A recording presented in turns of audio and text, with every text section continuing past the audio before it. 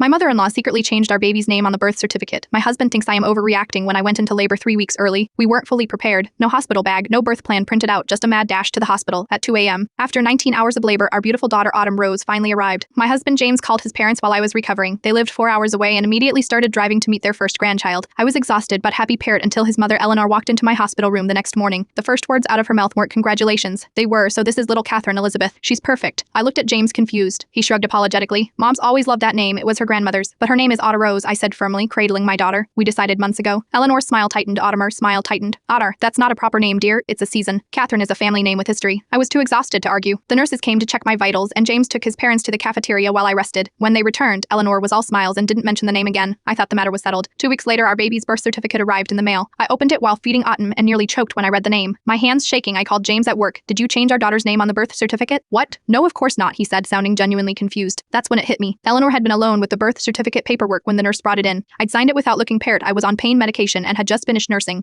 I trusted that it contained the name we'd chosen. When James got home, I showed him the certificate. Your mother did this, he called Eleanor, putting her on speaker. At first she denied everything, then switched to, I was only trying to help. Autumn is a terrible name for a child. She'll thank me when she's older. I expected James to be furious. Instead, he sighed and said, Mom, you should have asked us first. That's it. No anger, no outrage that she had literally changed our child's legal identity without permission. When I pressed him later, he said, it's just a name, Megan. Catherine is actually pretty. Maybe we can compromise and use it as a middle name. I couldn't believe what I was hearing. This isn't about the name anymore, James. It's about your mother making decisions for our child and you letting her. You are being dramatic, he replied. It's not like she harmed the baby. Yesterday, I contacted a lawyer about correcting the birth certificate. When James found out, he accused me of wasting money on something trivial and said I was trying to start a war with his mother. Last night, Eleanor called and suggested we compromise by calling her Katie Rose Perndt, still erasing the name I chose. When I refused, she told James I was being hormonal and that he needed to take control of the situation. I am sleeping in the nursery tonight, wondering if I am really overreacting about a name, or if this is just the first battle in a war for who gets to make decisions about my child, because if my mother-in-law is willing to go behind my back to change something as fundamental as my daughter's name, Perrin, and my husband sees nothing wrong with it, Perrin, what else will they decide for her without consulting me? Some might say it's just a name, but to me, it's about whether I have a voice in my own family.